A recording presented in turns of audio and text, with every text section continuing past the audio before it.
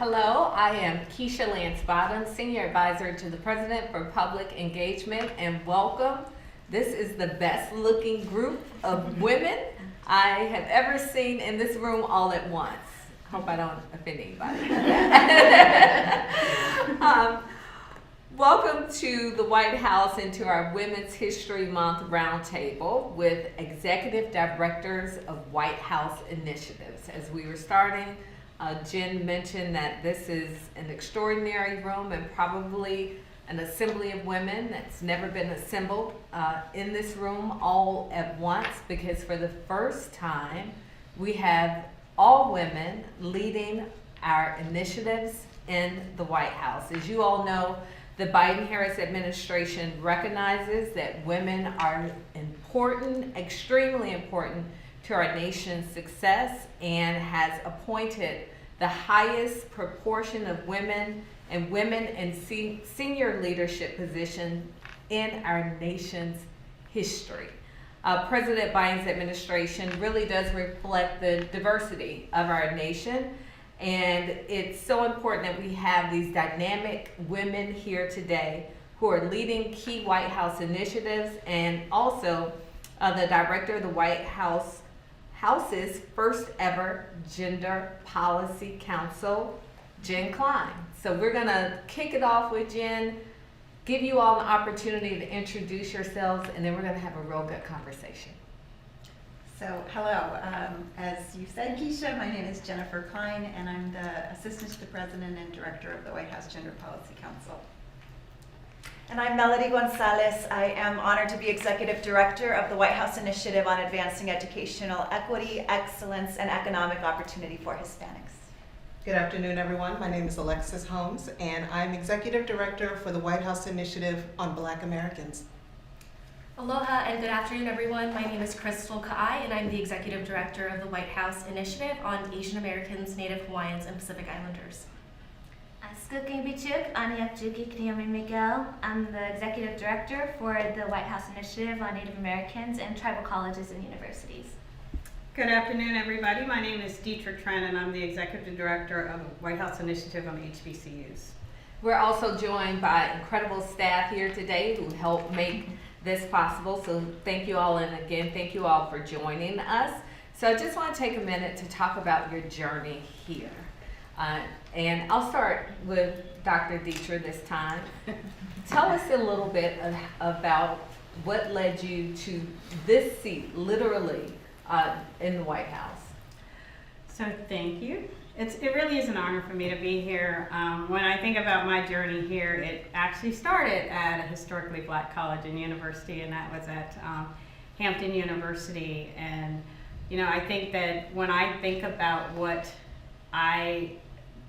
the opportunities that I've had in my career, I give a lot of credit to Hampton, and as the mayor can tell you, HBCUs really do a great job of creating leaders and responsible servants, and so it never dawned on me that I would do anything other than to be in public service. And so I've been in public service.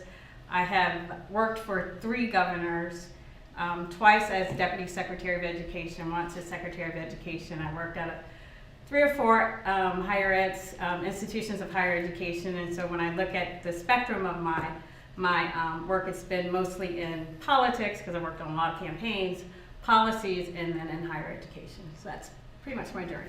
Thank you. Well, my journey was a little bit different. I was born and raised on the Thanata Nation Reservation from the village of Choo-Choo, which means many caves. I then went to undergrad at Mount St. Mary's University in Los Angeles. It's an all-women's Catholic college. And then worked in the nonprofit sector for about 6 years at a nonprofit called Tribal Law and Policy Institute, where I learned a lot about policy and about law, and also how to actually communicate with the community. And then after that, I had the really great opportunity to do the Udall Foundation's Native American Internship Program, where I really learned that I love writing laws. And so I then moved across the country to become a staff assistant for Congressman Raul Grijalva, and worked my way up to end up being the staff director for the Subcommittee for Indigenous Peoples of the United States on the House Committee on Natural Resources. where I never thought I would be writing laws. And now I'm the executive director for White House Initiative. And I think that my journey has been very different because I never thought a girl from the reservation would wind up in the White House. So thank you so much for joining us, and I'm eager to hear everyone else's story. Crystal. Similar to Naomi, I never imagined that I would end up here working in the White House one day. I was born and raised in Honolulu, Hawaii. My mom is an immigrant from Japan, and my father is Native Hawaiian. And so the odds of someone like me ending up here, I think, were not something that I even imagined was possible when I was growing up as a kid. What got me really interested in public service was actually an internship I did here in Washington, D.C. while I was in college. I did it through the Washington Internship for Native Students program. I was the only Native Hawaiian that year in the program. And they placed me with a DC bureau called the Office of Hawaiian Affairs, and it was their DC bureau that really advocated for Native Hawaiian rights and issues. And that was the first time for me I really realized how underrepresented my community was here at the national level. It really inspired in me the need to ensure that we had not only representation but a voice in our federal policies. And I have that has really ushered me throughout my career. So after I graduated from college, I moved back to DC. I worked for that same office, and then I also worked in the nonprofit sector. Then moved to the Hill for a little over a decade, where I was the executive director of the Congressional Asian Pacific American Caucus, and had the ability to really ensure that AA and NHPI voices were represented at the highest levels. So now to be able to do this in this role at the White House Initiative on AA and NHPIs is such an honor. Again, something I never imagined would have been possible for me growing up in Hawaii, and just something I'm very proud and honored to be able to do. Alexis. Well, thank you, and thank you so much for this invitation. It really is an honor to be here and be in community with the sisterhood. So I'm really grateful to have this opportunity. My journey actually started in South Carolina. I was born in Columbia, South Carolina, to a teacher and to a 30-plus veteran from the United States Department of Agriculture. And so public service is really literally in my blood. And I think through life's journeys and disappointments and triumphs, you learn the importance of opportunity and the importance of bringing someone else along. And that's a part of the perspective and a part of the journey that I bring to the White House Black Initiative. And again, I'm just so happy to be here and look forward to our conversation. Thank you. Melanie. And yeah, I think I'm sharing a similar sort of trend here, where I too never imagined that one day I'd be sitting at this table or working in the White House. And now I have the honor of saying I've been able to serve 2 presidents. I served under Barack Obama as well, served a governor living in Virginia, worked for 2 members of Congress, the nation's largest Latino coalition, NHLA, the nation's largest labor union with the National Education Association. And when I got this job offer, I flashed back to myself as a little girl in San Isidro, which was where my great-grandmother actually would live. And one of my favorite things to do was just be in my great-grandma's backyard in the swings. And San Isidro's right on the U.S.-Mexico border.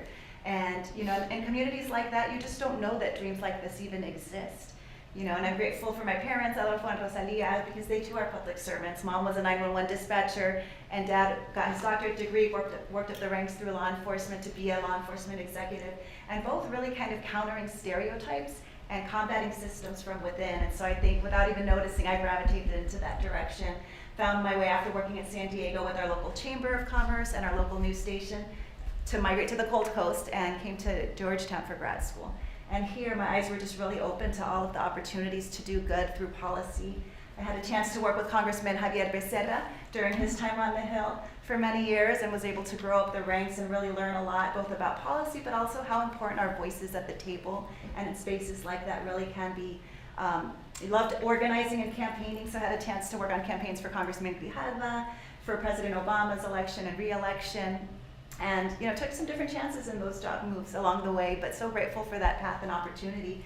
Because then I did end up getting a chance to work with the Latino advocacy groups, where we worked on helping increase representation in the administration, encouraging Latinas to run for office on policy issues, and then my opportunity came to get invited to serve in the Obama administration. I worked in 2 different agencies there, so had really great learning experiences, first at the Labor Department under Secretary Tom Perez, and then at the U.S. Office of Personnel Management under Beth Colbert, and working alongside Kira Nahuja, who is now Director of OPM, which is really great to see. And so I really just got the bug for public service and how much our voices really do make a difference in this place. And coming out of the administration, spent the last few years working with the National Education Association alongside Alexis, helping work with our educators and students. And I think as we were dealing with so many crises, the pandemic, racial equity issues, I had a chance to come in and serve on transition and see how meaningfully this administration was really focused before day one on equity issues. And the way I actually kind of ended up landing this job was I had just informational conversations with people in the months leading up to the start of the administration. And folks said, well, you've got a great story, great experience, might not have opportunities until later on in the year. And somebody was in a meeting and heard that they were starting to work on the interview slate for this position. So I got a chance to kind of revisit people I'd been doing informational interviews with, and I'm so grateful to have been able to make it in to be part of this sisterhood. And Jennifer. So I have a slightly different story because I think actually my childhood sort of not only predicted, but I could have told you that this was the kind of job I was going to end up in, which is sort of embarrassing. But No, that's impressive.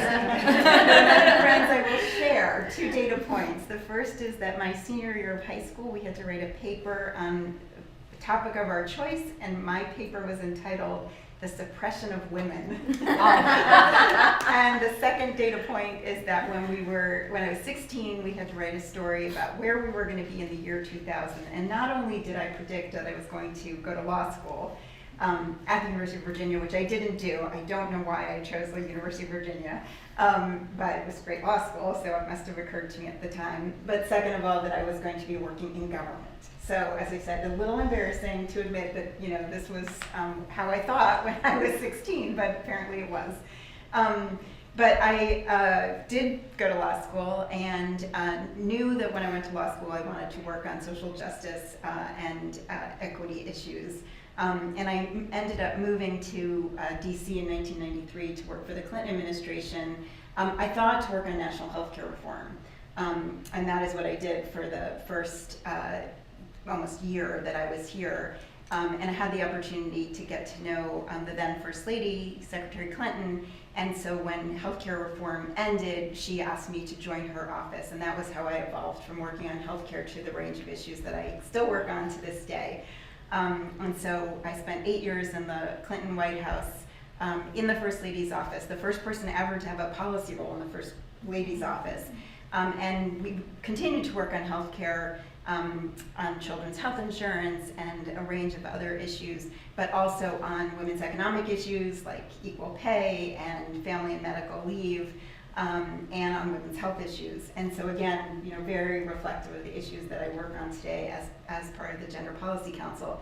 And then fast forward a bit, when she went to the State Department to be Secretary of State, she asked if I would come work there in the Office of Global Women's Issues. So I served there for 4 years as a deputy and senior advisor, again working on issues like girls' education, women's human rights, women's health, and really thinking about how you integrate a focus on gender equality and gender equity throughout the State Department, which has really been helpful in this role. So I was, of course, really overjoyed and honored that I was asked to take this position. As you said, it was the first time there's ever been a Gender Policy Council. There's been, as you all know, various iterations of women's offices or women's initiatives in the Obama administration, of course, the White House Council on Women and Girls.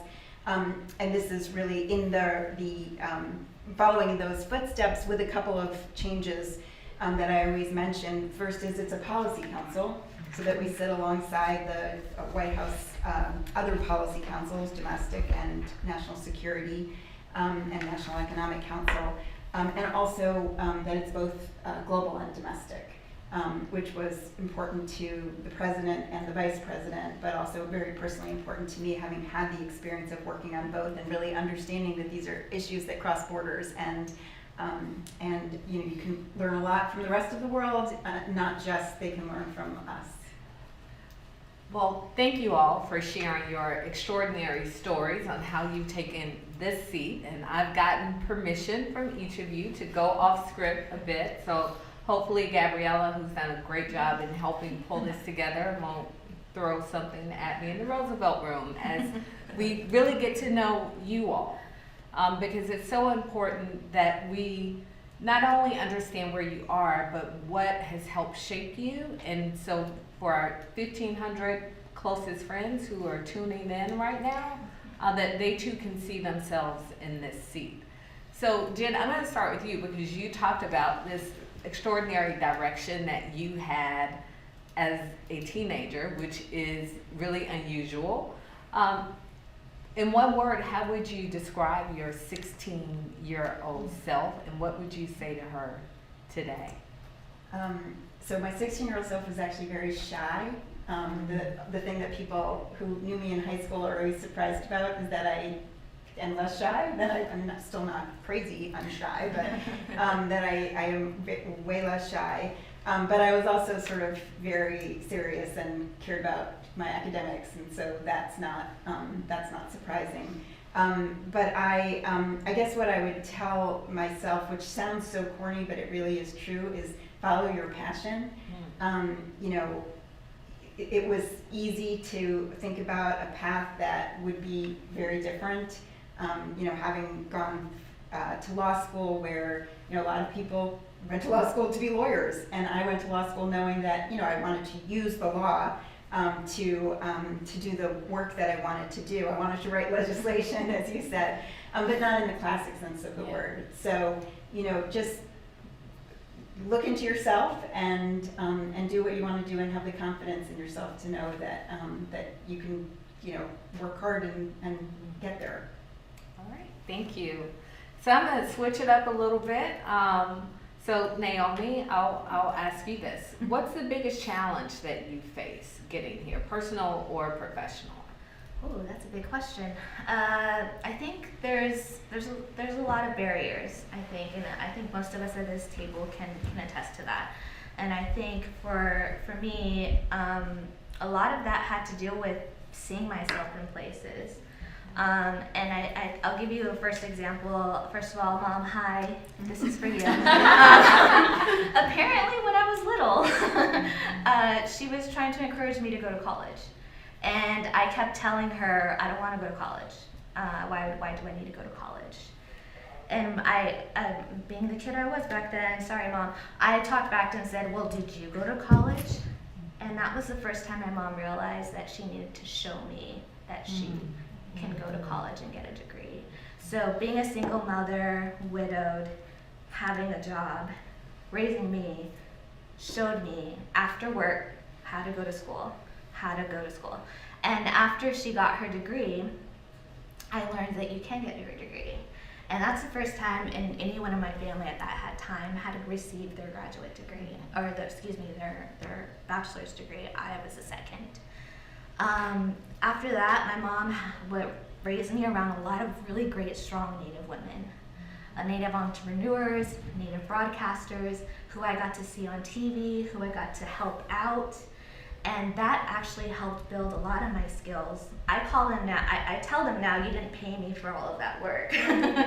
But, you know, that taught me that I could see a Native woman or someone that looked like me run a business. And so that's what helped me and motivated me to go to leave my hometown, to go to a huge city that I had never been in, knew nobody, and just take a risk on going to college. And that college is the first time I ever received an A in math, because I'm very bad at math. But I realized that I could do anything I wanted to if I had the right teachers and I had the right environment.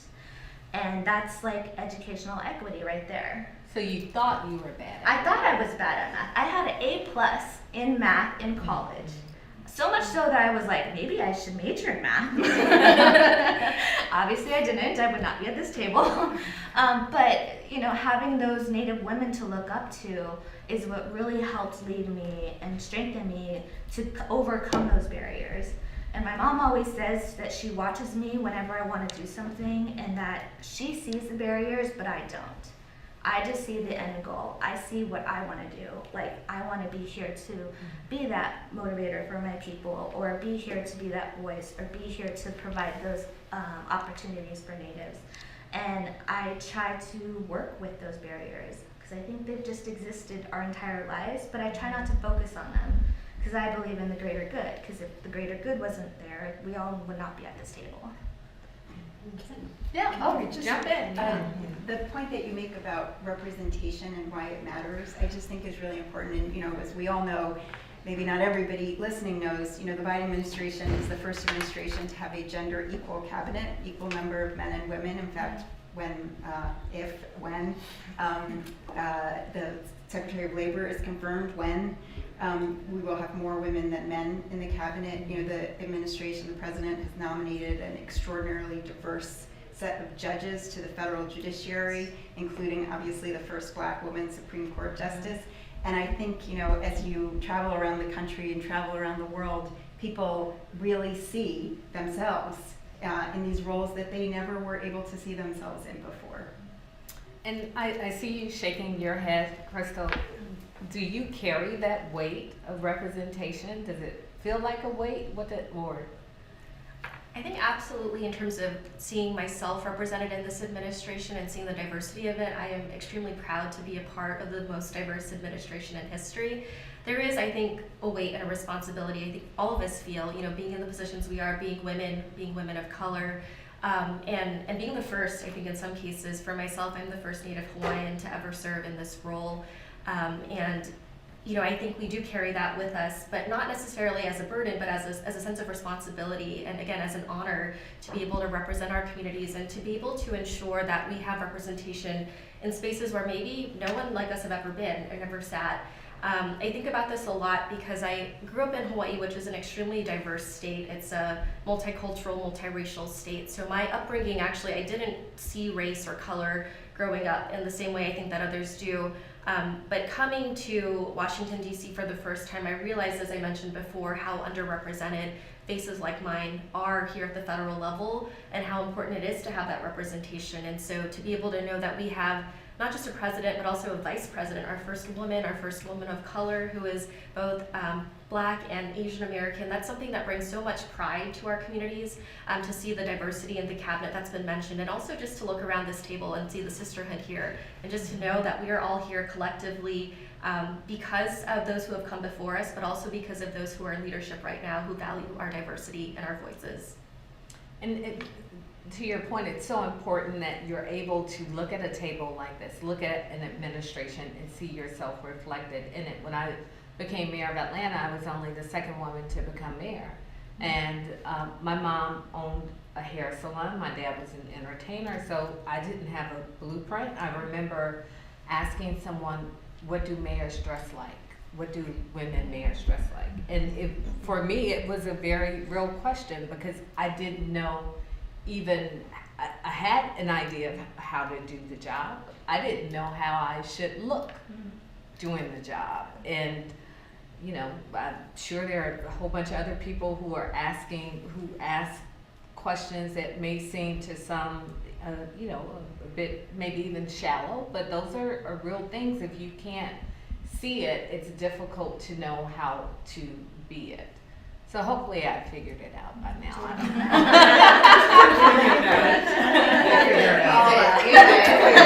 As I laced up my comeback boots this morning.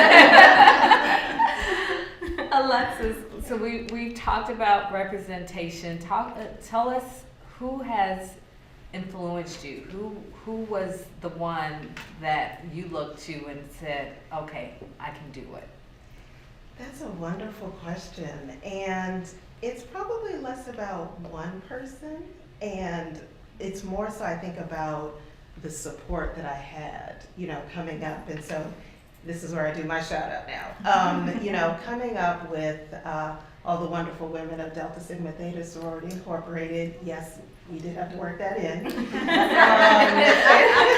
Very important. Very important. And the gentleman of Omega Psi Phi Fraternity Incorporated from my father just was so fortunate to be able to see other Black people educated, starting their own businesses, forging ahead. And so it really made a really powerful impression on me. And again, it's a part of what I bring to this work. I think that as I listen to everyone around the table, I'm feeling like there's a theme that's coming out, and that's around authenticity. And I think that particularly as we grow up and we mature in our careers, you begin to feel more comfortable in your own skin and really showing up as who you are. And so as I think about when I was interviewing for this position, and I tell people, and I might as well just say it, I feel as though I fully showed up and just said, you know what, if you like it, that's great. If not, that's okay too. And it's so important, I think, as women and as leaders, that we remember to show up as who we are, because we bring something powerful and different to the work.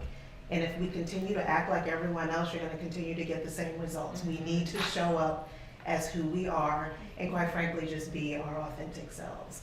And seeing, I think, other Black men and Black women show up as their authentic selves really made a powerful impression on me. Paul Lawrence Dunbar, we wear the mask that grins and lies. Because when you're not authentic, that takes work, right? To put on, and we all put on this professional armor each day, but it's a whole bunch of work trying to be somebody you were not created to be. Deidre, balance. We hear women talk a lot about balance and how you achieve balance, and someone said to me when I began at the White House that you in many ways lose your ability to think clearly because it's all consuming.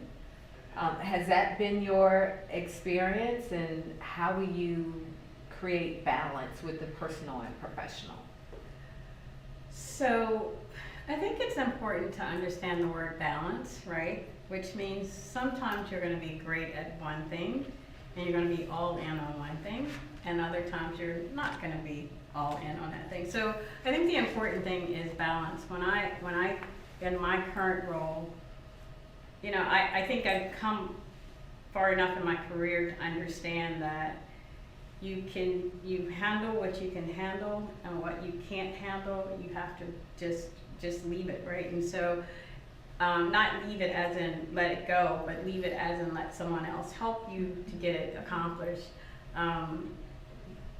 In terms of my own life and just balancing it, I just think that's very critical, that women understand that you can't be all things to all people at all times, right? And you talk about what we were created to be. We were not created to do that. You know, we were created as leaders. You know, women I think are leaders by creation, right? If you even look in the Bible, you know, the Lord created us. Adam needed a helper, which means he needed to create someone as a leader to help Adam.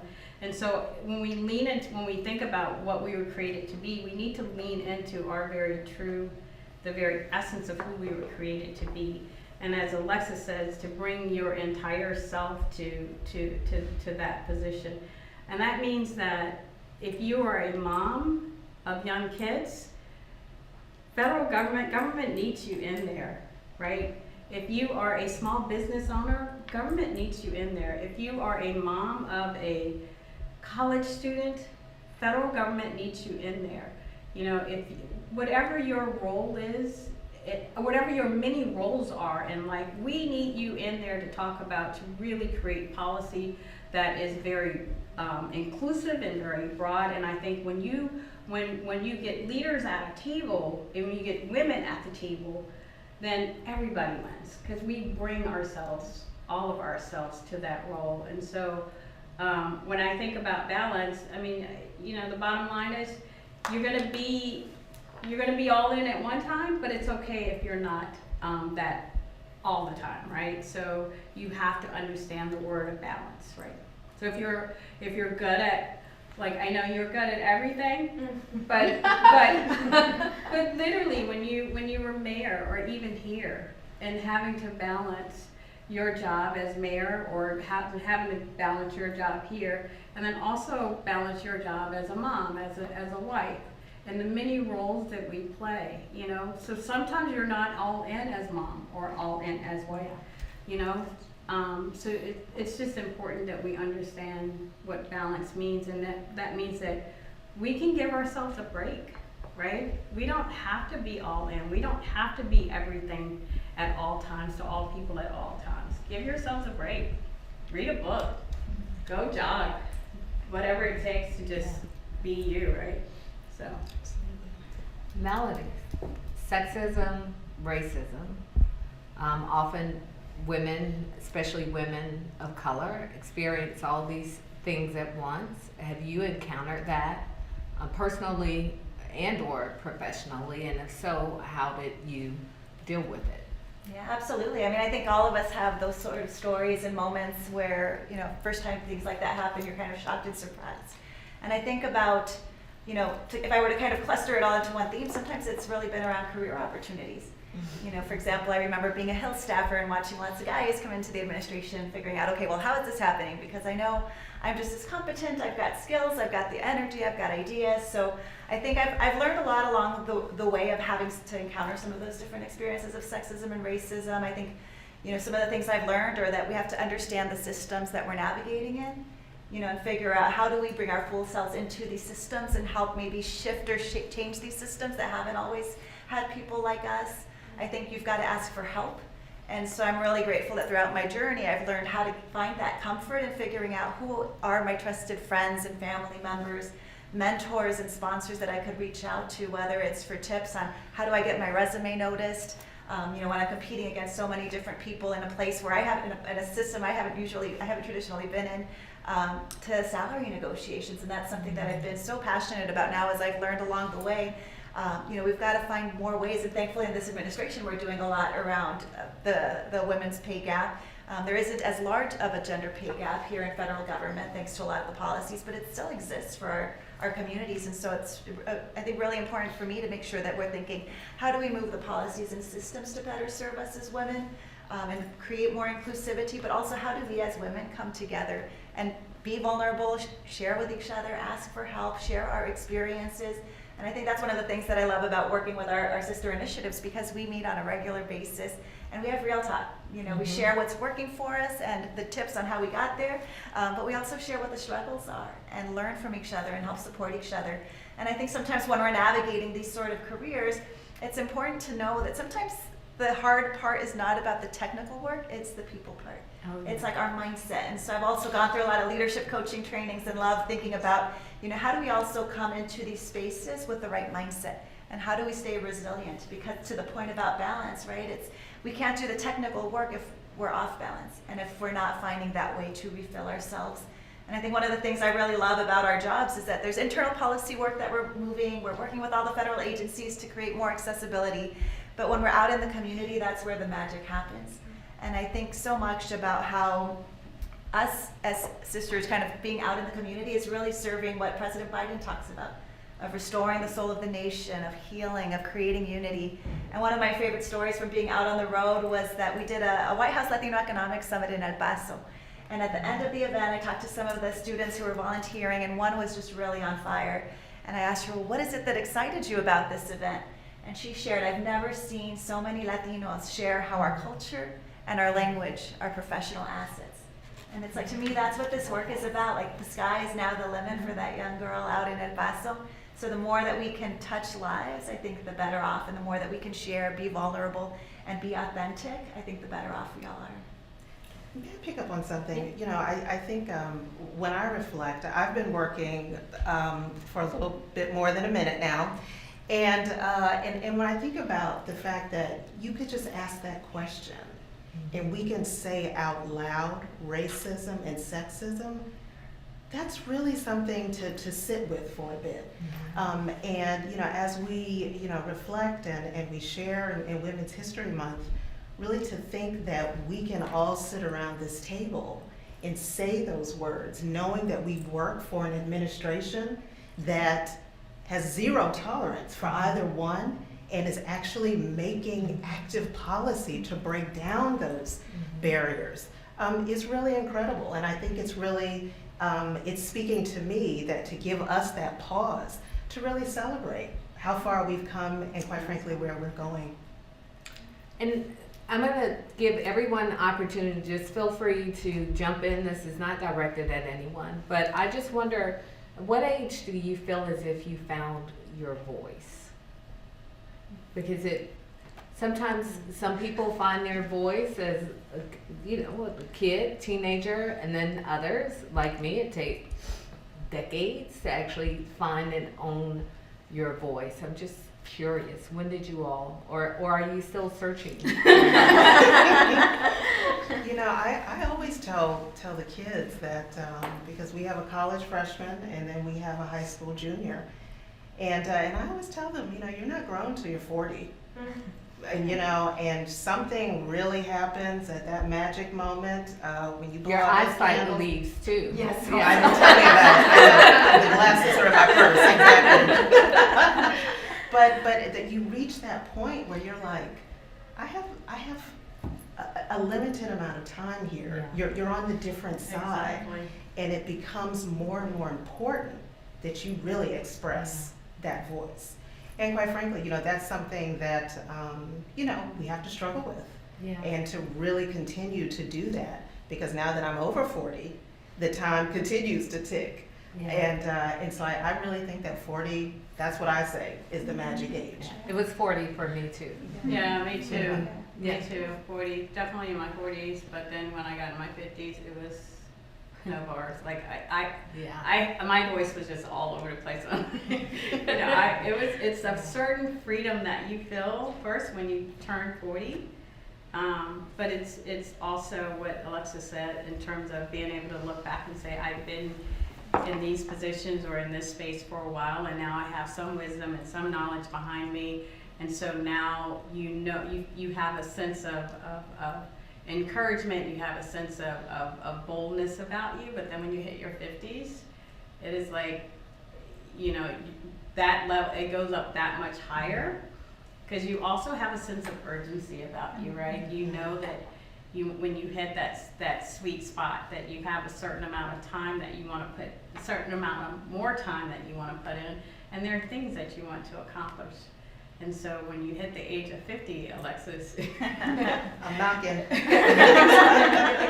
Anybody else? Yeah, no, I definitely agree, and I kind of flash back to like when we were on the Hill together, and I think when I first started working in Congress, it's like everybody just wore blacks and browns and grays, and coming from California, I felt like I couldn't be my full California self with colors.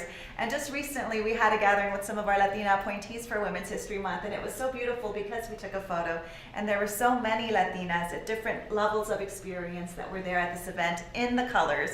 And I thought how beautiful it is that we can bring our minds, our experiences, our families, our colors into spaces like this. And it's been a journey, but I think also for me, kind of more recently, I had a great moment when I first met Secretary Cardona, Miguel Cardona, leads our Department of Education where we're housed.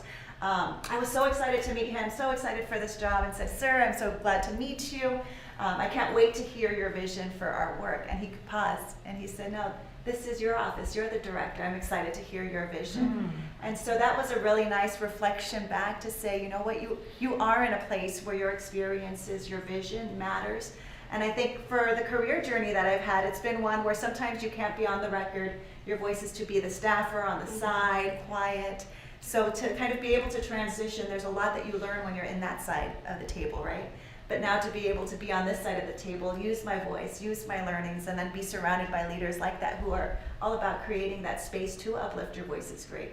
And the other thing that I also love is that he's really driving forward a whole multilingual agenda right now. And I think so often also coming up as a Latina, sometimes you might be in spaces where you feel like you're not Latina enough, or you need to speak Spanish better, or maybe, people are on so many different sides of the spectrum of how Latina are you, how strong of a Spanish speaker are you. And I think now, especially under his leadership, he's created this environment that we're all really just running with, that is, you have to bring your full self. Cualquier idioma que prefieres, you speak English, Spanish, and talks about how that is our superpower. And I love being in that environment because I had a chance to talk to a group of about 1,500 Latino high school students at the U.S. Hispanic Leadership Institute from 45 different high schools. And when I took stage, I wanted to engage with them, right? And so I kind of played a little trick and actually started my whole introduction in Spanish. And I had no idea the sort of reaction that I would get and the energy that I would get from these high school students who were like, wow, this girl has White House in her title, speaks Spanish, introduces herself. And it was just such a great energy in that space, because now I think hopefully those students know that we can command spaces like that in English and Spanish, whatever blend or mix of the two languages you want to bring forward. Anybody else? I think mine is actually a lot younger. I'll share this story very quickly, but I know when I was like in high school, I think I was dating some guy, and he was just like, "You're really sassy." And I never heard myself described as that. And I was in the car with my mom and my grandma, who are very strong Native women, and I said to them, I said, "Hey, am I sassy?" And my mom immediately said yes.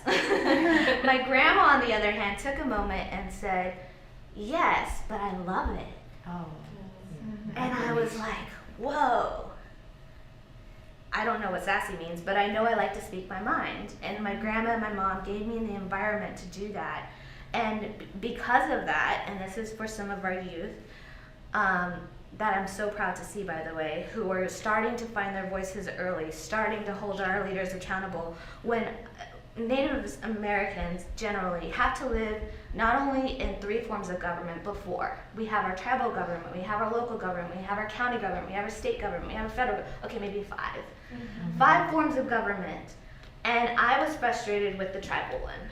My tribal leader was not acting accordingly. And as a youth, seeing that reflection was something that I was very much angry about, but also I was like, I want to hold my leaders accountable.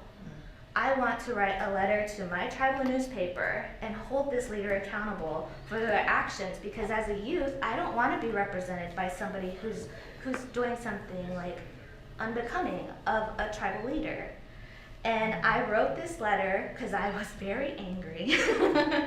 And I say that and I laugh because I think that's what motivates some of the public discourse, but also public discussions among youth, of like, some of these institutions are not made for us, but they're also not reflective of us. And so I wrote this letter to our local tribal newspaper at the time. Full disclosure, my grandpa was tribal chairman at the time, or not at the time, sorry, formerly tribal chairman. So my mom formally made me give that letter to my grandparents and ask their permission if I could get it published. And they read it and they said, "Are you sure you want to do this?"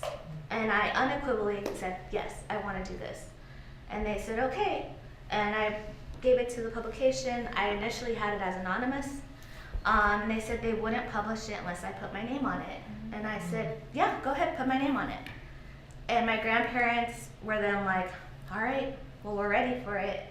And I think that's the first time I learned to have a voice, but also had the support of my family in that voice. And I think that that was so instrumental to me now that I'm thinking back on it. But I was like 17 years old back then. And look what that has helped me become. So I think the more we talk to our communities, we talk to our youth, we encourage them to come into the conversation, join this, hold your leaders accountable, vote, and you can see some change. So that's when I found my voice. Go ahead. No, I'd love to jump in real quick too, and I really want to underscore what Naomi said about youth. I think for me, I'm still, it's been a process. I feel like I'm still finding my voice, but like Jen, I was actually a very shy child, so none of this came naturally to me, having to, use my voice to advocate for policies or representational, just forms of advocacy. So I think a lot of that was new to me. But during my 20s, when I was on the Hill, those are very formative years for me, not just in my career, but also personally. And there were often times when I would be in a room where I was the only Asian American, Native Hawaiian Pacific Islander person in that entire room. And we were talking about various policies, whether it was immigration or civil rights issues. And if I didn't use my voice in that room, then nobody would care about my particular community. And so in my role as the executive director of the Congressional Asian Pacific American Caucus, I learned very quickly that I was invited to that space for a reason, these closed door spaces to have these really intimate discussions. But if I didn't use my voice, if I didn't speak up, that it was actually going to mean that my community was completely left out of the discussion, left out of the policy conversation. So I think I learned, again, in my 20s, I would say I really learned the importance of utilizing that voice or utilizing my voice. And I saw the same, with the members of Congress that I worked for and in the caucus. Again, oftentimes they were the only members of Congress of color or of their ethnic background in those rooms. And so just seeing, again, how they use their voices really inspired me to make sure that, whenever I was in a space where I could contribute to a conversation and provide a new perspective and uplift a community that would otherwise be overlooked or forgotten, how important it was to be able to use my voice to speak up. And I think, again, all of us are here at this table today and in the roles that we are in now because we have done that throughout our careers and continue to do that, I think. And to Naomi's point about young people, I do also want to encourage young people to speak up. I think that was, for me, so important to be able to see. And even now, I hear from, high school students, college students who are demanding more of us from the federal government. A lot of our young people in the Asian American community have been very vocal about the rise in anti-Asian hate and xenophobia and racism, but also about not just playing the role of victim, but really looking at solutions. How can we build solidarity with other communities? How can we actually address this anti-Asian hate and racism in a really collaborative way? And I am really inspired by our young people, and they give me so much hope for the future.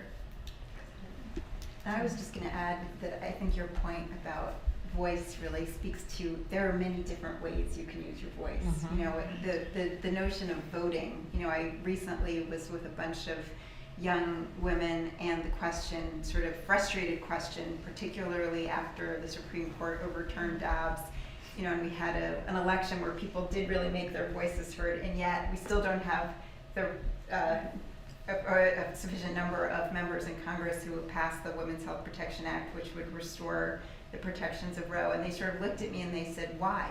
You're telling me to use my voice, you're telling me to go make my voice heard, and it didn't work.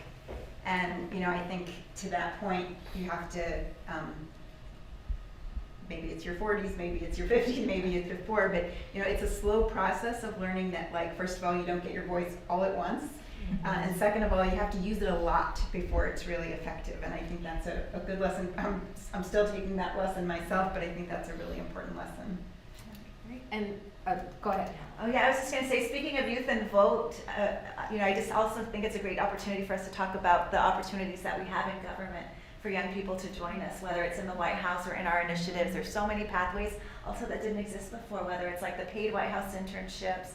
There's internship opportunities with all of our offices where we'd love to bring more youth voice into the spaces. I think about how we have direct hire jobs now, thanks to the bipartisan infrastructure law that young people graduating from college could be applying for at usajobs.gov, and then of course the appointments, roles like what we have that people could also be applying for at whitehouse.gov. Thank you for that great Biden-Harris administration. That is important.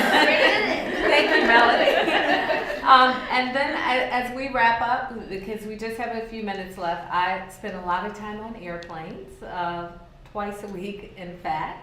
So it's my opportunity to catch up on movies. So I just saw the second installment of Black Panther. No plug from the Roosevelt Room, just telling you how we're getting here. As we wrap, it just has me thinking about superpowers. It just very quickly, just tell me what your superpower is. I'll tell mine, intuition. And I used to run from that until I met with someone who was helping me with some professional coaching, and because I always thought that was soft and too flighty, and she helped me to understand that it really is a superpower. And since then I've leaned into it, and it has been probably the most valuable skill set. I know definitely that I was able to use it as mayor, and I've even owned it here. Those little times when you can't put it all together, but something just doesn't quite feel right, and so I don't run away from intuition. What about you, Jen? Mine, I think, is empathy, which again has been a double-edged sword. Sometimes I'm with people and I feel too much, and what I guess I've come to realize is that that's about me, and using my empathy to help other people is only a good thing. And So yeah, I think it's hard for me to say what my superpower is. What does that say about us? But yes, that's what I'd say. Melanie. I love being a connector, whether it's connecting the dots for strategy or connecting people, and I think that comes back to just really leading with love. You know, and at the end of the day, all the work that we're doing is not just policy, it's about people. Alexa. Mine is definitely compassion and really caring about what someone is going through. There's so many times I'll put a meeting on the books for 30 minutes and we run for about a good hour and a half, just because we care. Thank you. Crystal. Mine is making people feel seen. I think that's so important in the work that we do, and I've been just so fortunate to meet amazing people throughout my career, and I think they have reciprocated in that way. I was gonna say compassion, like Alexis, but I think that again, those overlap. A lot of the work we're doing, it's hard work. We're hearing from folks from all across the country about their struggles and their challenges accessing federal resources. But I think what we can do is provide a little bit of assistance and help, and so that's really for me, making people feel seen and heard is my superpower. Naomi.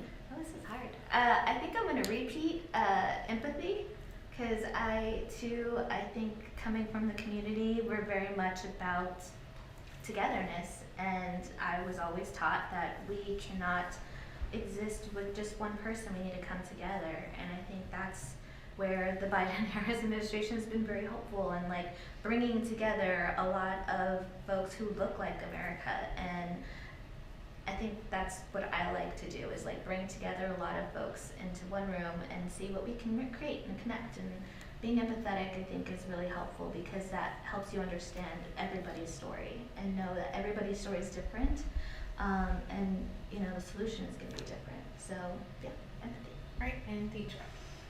So I've worked with these ladies, and so I know that we all have a bit of all of this. But to be just a little different, I think my superpower is really showing people their value and getting them to see their value. Similar to Crystal, being able to see someone and empathize with someone. So, I think what I try to do is really spend a lot of time with young people, really getting them, mentoring them, and trying to give them opportunities to see beyond their current situation. So I think value, really leaning into the value that a person brings to whatever the situation or whatever the conversation is. Well, this has been a wonderful conversation. I've learned so much, and I am enriched. I hope that our 1,500 friends out there have also gotten a lot out of today as we celebrate Women's History Month. And there's this wonderful marketing slogan that says, "Strong women make strong women." I know we're all stronger because we are stronger together, and hopefully we've helped make and inspire some strong women who are tuning in, and men. Want to include you too. So thank you all for joining us. Happy Women's History Month, and to be continued.